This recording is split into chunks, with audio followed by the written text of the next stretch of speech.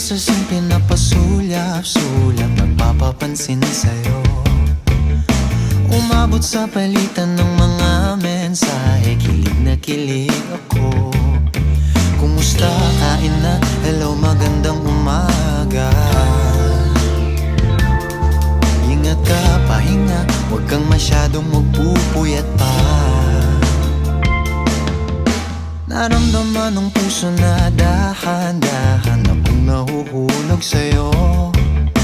Sa kada araw natin na pag-uusap, meron nang namumuo.